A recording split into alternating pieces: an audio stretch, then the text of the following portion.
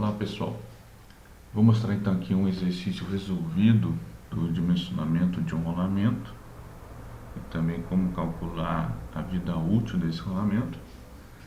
Então aqui é um rolamento fixo de uma carreira de esferas que funcionará em um redutor de velocidade, submetido à ação de uma carga radial FR de 8 kN e está atuando aí com uma rotação de 600 RPM. O diâmetro da árvore do assento do rolamento é de 50 mm, onde vai apoiado o rolamento. A temperatura do serviço encontra-se em 80 graus Celsius e a viscosidade do óleo a 40 graus Celsius é de 180 kg. Então, para se determinar então, o dimensionamento do rolamento e a sua vida útil média.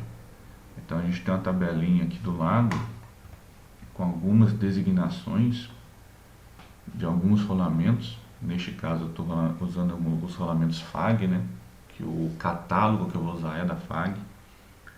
E temos algumas capacidades de cargas em kN e diâmetros externos. Supor a probabilidade de falha do material de 5% e o campo de atuação na faixa 2 para D 50 mm. Encontre-se no catálogo os seguintes rolamentos, que é esses que estão mostrados aqui. Então, como que a gente vai fazer então esse dimensionamento? Então, eu elenquei aqui primeiro a capacidade de carga dinâmica, a FR de 8 kN, a rotação é 600 RPM, o diâmetro do assento 50 mm, para que seja essa tabela do catálogo FAG, rolamento FAG. Temperatura de serviço 80 graus Celsius, viscosidade do óleo a 40 graus Celsius 180 e campo de atuação 2. A primeira coisa que tem que fazer é calcular aí a capacidade de carga dinâmica, que é essa fórmula C é igual a P vezes FL por Fn, onde C é a capacidade de carga dinâmica, FL é o fator de esforço dinâmico, Fn é o fator de rotação e P é a carga dinâmica equivalente. Então, vamos então determinar primeiro o FL. Lá na tabela, no catálogo da FAG, tá? Estou deixando até aqui o endereço desse catálogo, está aqui em cima. Eu consigo obter o FL, primeiramente, né, para orientar a obtenção do FL, é que para redutores universais, a gente vai ver para essa tem uma tabela, e redutores universais, que é o nosso, vamos dizer, nosso componente de máquina aí, elemento de máquina, tem-se que o valor de FL a ser alcançado está entre 2 e 3. Tá? Entre 2 e 3, estiver nessa faixa, está ok. Então, como que eu obtenho o FL para essa faixa dos redutores universais, né, potência nominal, número de rotação, entre 2 e 3? Aí eu vou lá numa outra tabelinha. Essa tabelinha vai me dar o seguinte: eu tenho vários valores de FL que conjugado obtém-se o valor do LH, que é aí o número de horas que esse rolamento pode trabalhar. Então eu tenho aqui vários valores de FL e eu escolhi o 2,96. Por quê? Poderia ter escolhido o 3,04 que está abaixo? Não, porque não está falando que a faixa aqui de 2 a 3, então eu vou escolher mais perto do 3, tá?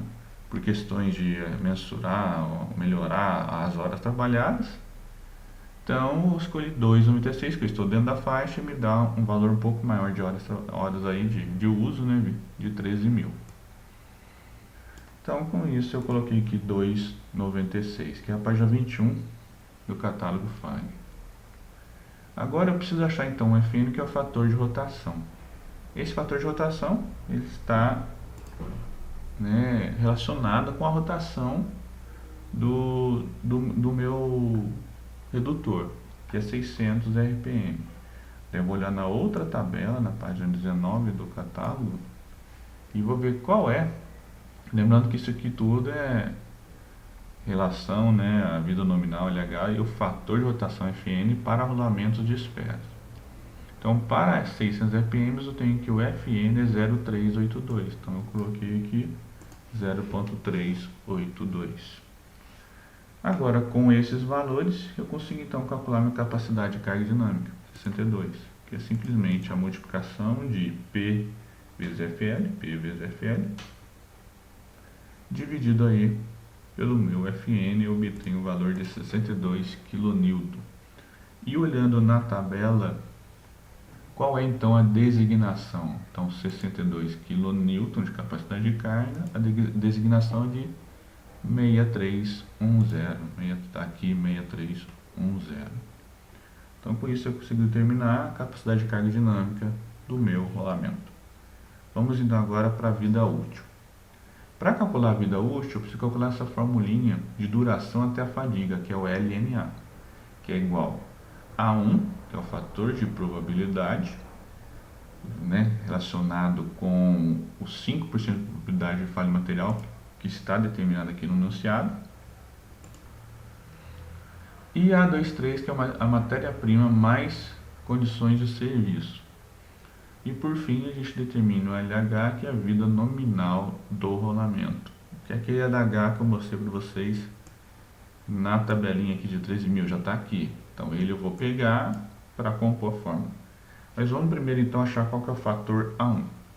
O fator A1, de acordo com essa probabilidade de falha material, 5%, se eu olhar lá na tabelinha, na página 22, eu vou ter que, para a probabilidade de falha de 5%, o fator A1 é 0,62. Está aqui 0,62. Até pus um formato diferente aqui, amarelo. Eu consigo agora então determinar o meu A23. Para determinar o A23, primeiro eu preciso calcular esse fator X, que é viscosidade de serviço por viscosidade equivalente. Então a gente tem uns gráficos para a viscosidade de referência. Mas para obter nesse gráfico essa viscosidade de referência que está aqui em cima, eu preciso saber o diâmetro médio. O que é esse diâmetro médio? Nada mais é que o diâmetro, né, que eu tenho lá externo, do assento, dividido por 2. Então, o diâmetro externo do rolamento com o assento dele, dividido por 2. Soma e divide por 2, eu tenho o diâmetro médio. E para a rotação de 600 RPM. Então, vamos ver como obter essa velocidade de referência V1. Então, eu venho no gráfico, já tenho até vou até tirar aqui só para entendimento nosso, como que é feito. Primeiro, nesse gráfico de referência V1, eu preciso determinar o diâmetro médio, que a gente vê 80. Então, vou lá e pego lá próximo do 80, aqui também é aproximado. Qual é essa linha? E eu falei que eu ia usar os 600 RPM. Então, aqui eu tenho a linha dos RPMs, tá ali N, né? E eu vou procurar, aqui é 500, então 600 vai estar aproximadamente aqui, a linha que eu indiquei. Na interseção dessas duas linhas, eu venho para a esquerda aqui e obtenho qual é a viscosidade de referência, que é essa linha azul que eu vou colocar aqui. Não está ali.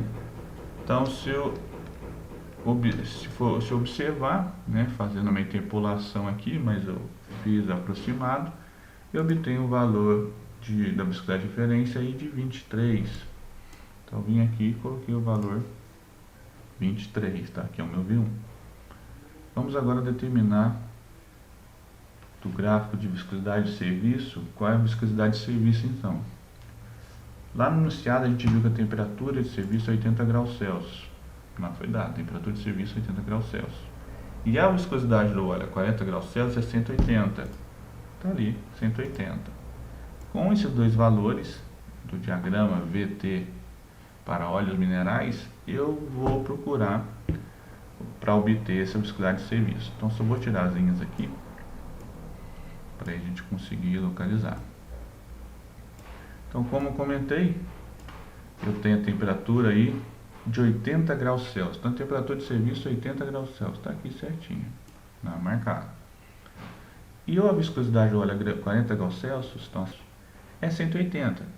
Então eu tenho que procurar qual é a linha de 180, e como não tem, está aproximado aqui entre o 180 e o 150 e o 220. Está aqui mais ou menos. Na interseção eu desço e eu consigo obter agora a minha viscosidade de serviço. Então se eu descer aqui, está próximo ali do meu 30, acho que não está exatamente sobre o 30, tá? Eu obtive aí o valor de 28 milímetros quadrados por segundo. Então está aqui discriminado o meu valor. Com esses dois valores jogando na forma de cima, eu obtenho o x. Então, 28 dividido por 23, eu tenho o valor de 1,22. Com esse valor de x agora, e sabendo qual é o campo de atuação da faixa, que é 2, eu consigo no gráfico determinar qual é meu A23. Então eu pego o valor de x, aqui está como K, 1,22 que a gente acabou de achar ali, 1,22, jogo uma linha e procuro o meu ponto tem que ir dentro da faixa 2, que é das linhas aqui, faixa 1, faixa 2, faixa 3.